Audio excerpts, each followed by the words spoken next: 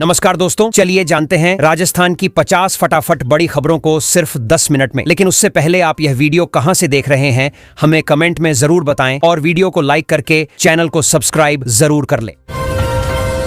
Rajasthan high court ने आसाराम बापू को स्वास्थ्य संबंधी गंभीर समस्याओं के आधार पर 20 दिन की पैरोल मंजूर कर दी है। अदालत ने चिकित्सकीय रिपोर्ट्स और उम्र को ध्यान में रखते हुए यह राहत दी। पैरोल अवधि में उन्हें आवश्यक उपचार कराने की अनुमति दी गई है। यह फैसला स्वास्थ्य मानवीय आधारों पर लिया गया है, जिससे संबंधित पक्षों में चर्चा शुरू हो गई है।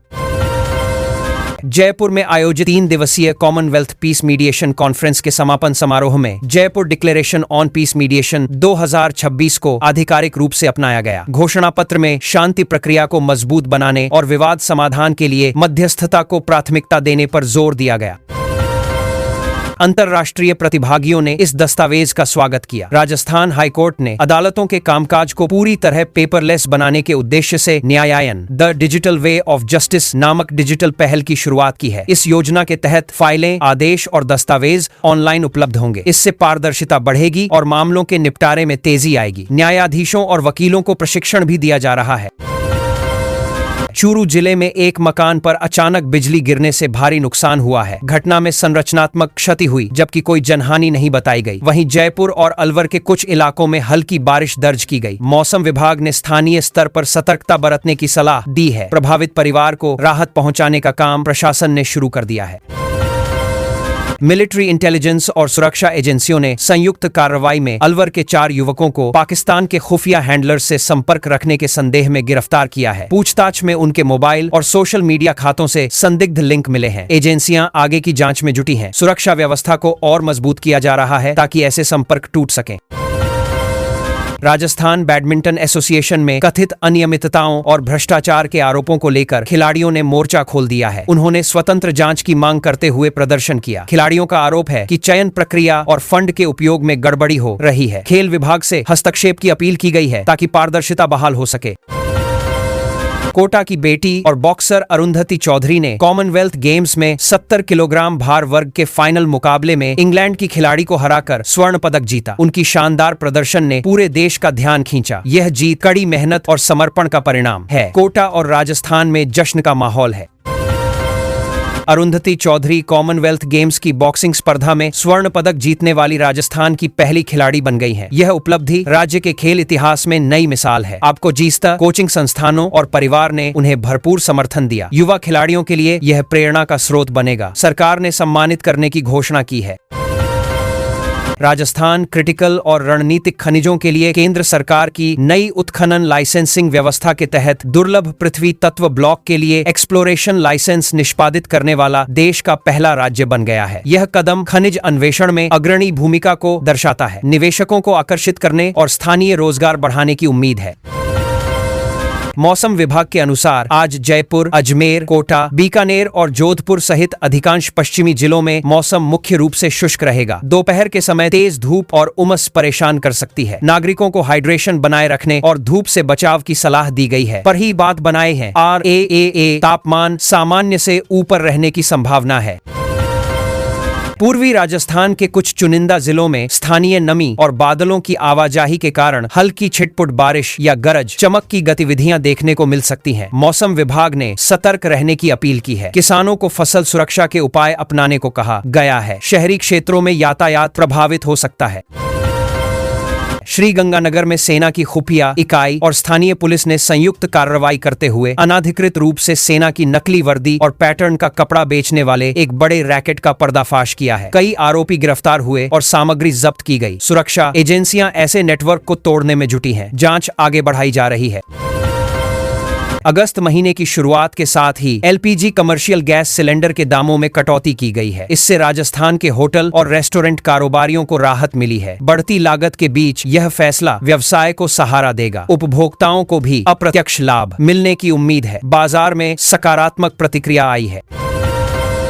रेलवे स्टेशनों के रिजर्वेशन काउंटरों पर लंबी कतारें और भीड़ कम करने के लिए राजस्थान समेत देश भर के बड़े स्टेशनों पर टोकन बेस्ड तत्काल टिकट बुकिंग सिस्टम लागू कर दिया गया है। यात्री अब टोकन लेकर अपनी बारी का इंतजार करेंगे। इससे व्यवस्था सुधरेगी और समय की बचत होगी। रेलवे ने इसे यात्री सुविधा बताया है। बैंकिंग सेक्टर में CKYC का नया अपग्रेडेड सिस्टम लागू होने से राज्य के लोगों को अब बैंक खाता या म्यूचुअल फंड निवेश के दौरान हर बार नए सिरे से दस्तावेज जमा करने की झंझट से मुक्ति मिलने लगी है। एक बार सत्यापित दस्तावेज कई जगह काम आएंगे। डिजिटल प्रक्रिया से पारदर्शिता बढ़ेगी। ग्राहक संतुष्टि में सुधार की उम्मीद है। भारतीय रिजर्व बैंक द्वारा क्रेडिट कार्ड के नियमों में किए गए नए बदलावों से राजस्थान के क्रेडिट कार्ड यूजर्स को बिलिंग और बकाया राशि पर लगने वाले ब्याज में अधिक पारदर्शिता का लाभ मिलने लगा है। शुल्क संरचना स्पष्ट होगी। उपभोक्ताओं को बेहतर समझ मिलेगी। बैंकों को नियमों का पालन सुनिश्चित करना होगा। राज्य सरकार के प्रशासनिक विभागों में डिजिटल वर्क कल्चर को बढ़ावा देने के लिए सचिवालय स्तर पर फाइलों के त्वरित निस्तारण के नए निर्देश जारी किए गए हैं। ऑनलाइन ट्रैकिंग और समयबद्ध निपटान पर जोर है। इससे देरी कम होगी और जवाबदेही बढ़ेगी। अधिकारियों को प्रशिक्षण भी दिया जा रहा है। जयपुर एयरपोर्ट पर यात्रियों की बढ़ती संख्या को देखते हुए विमानन कंपनियों ने आगामी फेस्टिव सीजन के मद्देनजर नई फ्लाइट्स का शेड्यूल तैयार करना शुरू कर दिया है। अतिरिक्त उड़ानें पर्यटकों और यात्रियों की सुविधा बढ़ाएंगी। क्षमता विस्तार से भीड़ प्रबंधन आसान होगा। एयरपोर्ट प्राधिकरण सहयोग कर रहा है। राजस्थान यूनिवर्सिटी में आगामी छात्र संघ चुनाव और शैक्षणिक सत्र की तैयारियों को लेकर प्रशासनिक बैठकों का दौर तेज हो गया है। सुरक्षा व्यवस्था, नामांकन प्रक्रिया और कैंपस माहौल पर चर्चा हो रही है। छात्रों की भागीदारी सुनिश्चित करने के प्रयास जारी हैं। प्रशासन शांतिपूर्ण चुनाव चाहता है। प्रदेश के सरकारी स्कूलों में विद्यार्थियों की उपस्थिति और पठन पाठन की गुणवत्ता की निगरानी के लिए शिक्षा विभाग ने एक नया मॉनिटरिंग पोर्टल सक्रिय किया है। रियल टाइम डेटा से कमजोर क्षेत्रों की पहचान आसान होगी। शिक्षकों और अधिकारियों को रिपोर्टिंग की जिम्मेदारी दी गई है। शिक्षा स्तर सुधारने का लक्ष्य है। जोधपुर और बीकानेर संभाग के ग्रामीण इलाकों में इन दिनों ग्रामीण आजीविका मिशन के तहत महिलाओं को सेल्फ हेल्प ग्रुप से जोड़ने के लिए विशेष शिविर आयोजित किए जा रहे हैं। आर्थिक सशक्तिकरण और कौशल विकास पर फोकस है। महिलाओं को जन और बाजार लिंक उपलब्ध कराए जा रहे हैं। स्थानीय स्तर पर जागरूकता बढ़ाई जा रही है। राज्य के सभी प्रमुख वन्यजीव अभयारण्यों और टाइगर रिजर्व में मानसून सीजन के दौरान पर्यटकों की सुरक्षा और सफारी रूटों के रखरखाव को लेकर वन विभाग ने नई गाइडलाइन जारी की है। स्लिपरी ट्रैक और वन्यजीव गतिविधि को ध्यान में रखा गया है। गाइड और वाहन चालकों को निर्देश दिए गए हैं। पर्यटन सुरक्षित रहेगा। जयपुर मेट्रो प्रशासन ने यात्रियों की सुविधा और सुगम सफर के लिए स्मार्ट कार्ड रिचार्ज और डिजिटल टिकटिंग प्रणाली को और अधिक सुगम बना दिया है। मोबाइल ऐप और काउंटर दोनों जगह सुविधाएं बढ़ाई गईं। भीड़ कम करने और समय बचाने का लक्ष्य है। यात्री प्रतिक्रिया सकारात्मक रही है। राजस्थान आवासन मंडल ने प्रदेश के विभिन्न शहरों में अपनी आगामी किफायती आवास योजनाओं के लिए पंजीकरण प्रक्रिया को पारदर्शी बनाने हेतु ऑनलाइन पोर्टल को अपडेट किया है। आवेदन, दस्तावेज अपलोड और ट्रैकिंग आसान हो गए हैं। आवेदकों को सुविधा मिलेगी। मंडल ने समयबद्ध प्रक्रिया का आश्वासन दिया है। अजमेर दरगाह और शहर के प्रमुख पर्यटन स्थलों पर आने वाले देशी विदेशी पर्यटकों की सुरक्षा और सहायता के लिए टूरिस्ट पुलिस गश्त को बढ़ा दिया गया है। विशेष टीमें तैनात की गई हैं। सूचना केंद्र और हेल्पलाइन सक्रिय हैं। पर्यटकों को सुरक्षित अनुभव देने का प्रयास जारी है। उदयपुर और माउंट आबू में वीकेंड पर पर्यटकों की आवक को ध्यान में रखते हुए होटल व्यवसायियों ने विशेष टूरिस्ट पैकेज और डिस्काउंट ऑफर्स की घोषणा की है। रूम रेट्स में छूट और अतिरिक्त सेवाएं दी जा रही हैं। स्थानीय पर्यटन को बढ़ावा मिलेगा। व्यवसायियों को अच्छी बुकिंग की उम्मीद है। कृषि विभाग ने किसानों को सलाह दी है कि वे मौजूदा मौसम में खरीफ की फसलों में कीट नियंत्रण और खाद के संतुलित प्रयोग के लिए स्थानीय कृषि विशेषज्ञों से सलाह लें। वैज्ञानिक विधियों से उपज बढ़ाने पर जोर है। एक खेत निरीक्षण और जागरूकता शिविर चल रहे हैं। किसानों की आय बढ़ाने का लक्ष्य है। राजस्थान स्टेट ओपन स्कूल की आगामी परीक्षाओं के लिए आवेदन और टाइम टेबल से जुड़ी गतिविधियों को बोर्ड की आधिकारिक वेबसाइट पर अपडेट कर दिया गया है। छात्र ऑनलाइन प्रक्रिया अपना सकते हैं। समय सीमा का पालन जरूरी है। परीक्षा केंद्रों की व्यवस्था भी की जा रही है।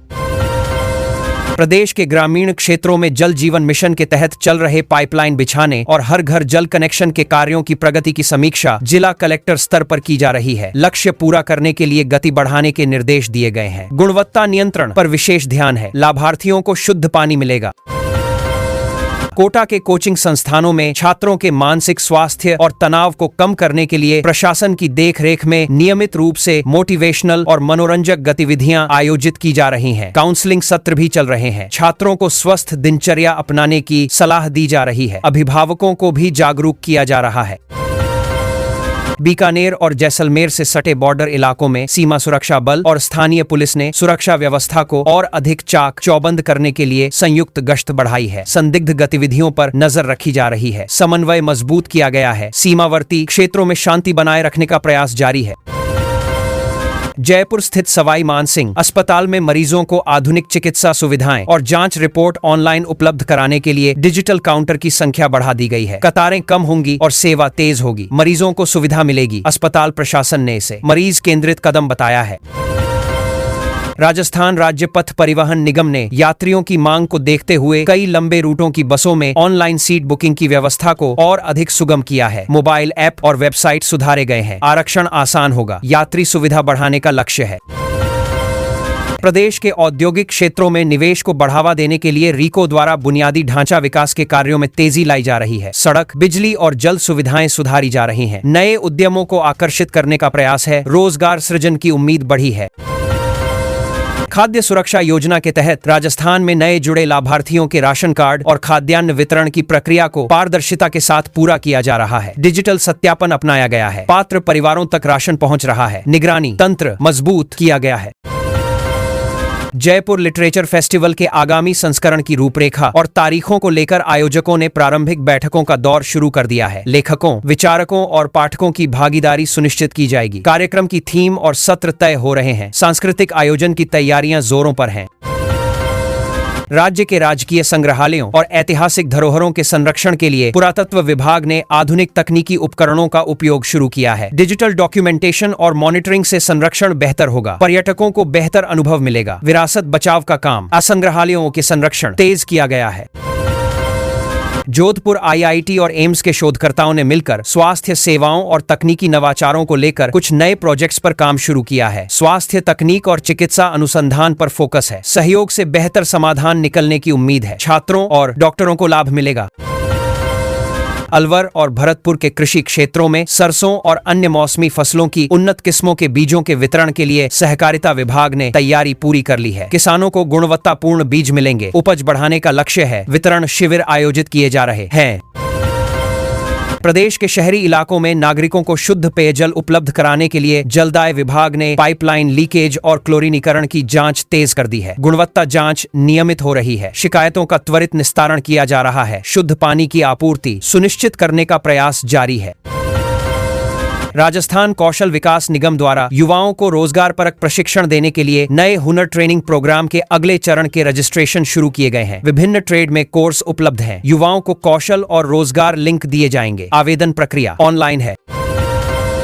मुख्यमंत्री भजनलाल शर्मा के निर्देशानुसार राज्य में आमजन की परिवेदनाओं और शिकायतों के त्वरित निस्तारण के लिए जनसुनवाई पोर्टलों की मॉनिटरिंग सख्त की गई है। समयबद्ध कार्रवाई सुनिश्चित की जा रही है। अधिकारियों को जवाबदेह बनाया गया है। जनसेवा सुधारने का लक्ष्य है।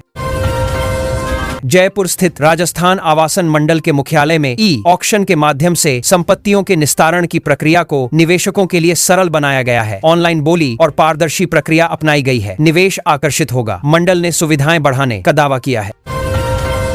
प्रदेश के सभी जिलों में पर्यावरण संरक्षण और पौधरोपण अभियान के तहत मानसून सीजन में सार्वजनिक पार्कों और बंजर भूमि पर पौधे लगाने का कार्य तेजी से चल रहा है। स्थानीय भागीदारी बढ़ाई जा रही है। हरियाली बढ़ाने का लक्ष्य है। वन विभाग निगरानी कर रहा है। जोधपुर डिस्कॉम और जयपुर डिस्कॉम ने बिजली उपभोक्ताओं की शिकायतों का ऑन स्पॉट समाधान करने के लिए विशेष सतर्कता टीमों को मैदान में उतारा है। फॉल्ट और बिलिंग संबंधी समस्याओं का त्वरित निपटान हो रहा है। उपभोक्ता संतुष्टि बढ़ाने का प्रयास इंडिया ए है। सेवा गुणवत्ता सुधारने पर जोर है। राजस्थान के हस्तशिल्प और पारंपरिक कलाओं को राष्ट्रीय तथा अंतर्राष्ट्रीय स्तर पर प्रमोट करने के लिए उद्योग विभाग नई मेलों और प्रदर्शनियों की योजना बना रहा है। कारीगरों को प्लेटफॉर्म मिलेगा। निर्यात बढ़ाने की कोशिश है। स्थानीय अर्थव्यवस्था को बल मिलेगा। राज्य सरकार की जन कल्याणकारी योजनाओं का लाभ अंतिम छोर के व्यक्ति तक पहुंचाने के लिए जिला प्रशासन द्वारा विशेष कैंपों का आयोजन किया जा रहा है। दस्तावेज सत्यापन और आवेदन प्रक्रिया आसान बनाई गई है। पात्र लाभार्थियों तक पहुंच सुनिश्चित की जा रही है। जागरूकता अभियान भी चल रहे हैं। राजस्थान हाईकोर्ट ने आसाराम बापू को स्वास्थ्य संबंधी गंभीर समस्याओं के आधार पर 20 दिन की पैरोल मंजूर कर दी है। अदालत ने चिकित्सकीय रिपोर्ट्स और उम्र को ध्यान में रखते हुए यह राहत दी। पैरोल अवधि में उन्हें आवश्यक उपचार कराने की अनुमति दी गई है। यह फैसला स्वास्थ्य मानवीय आधारों पर लिया गया है, जिससे संबंधित पक्षों में चर्चा शुरू हो गई है। जयपुर में आयोजित 3 दिवसीय कॉमनवेल्थ पीस मीडिएशन कॉन्फ्रेंस के समापन समारोह में Jaipur declaration on peace mediation 2026 को आधिकारिक रूप से अपनाया गया। घोषणा पत्र में शांति प्रक्रिया को मजबूत बनाने और विवाद समाधान के लिए मध्यस्थता को प्राथमिकता देने पर जोर दिया गया।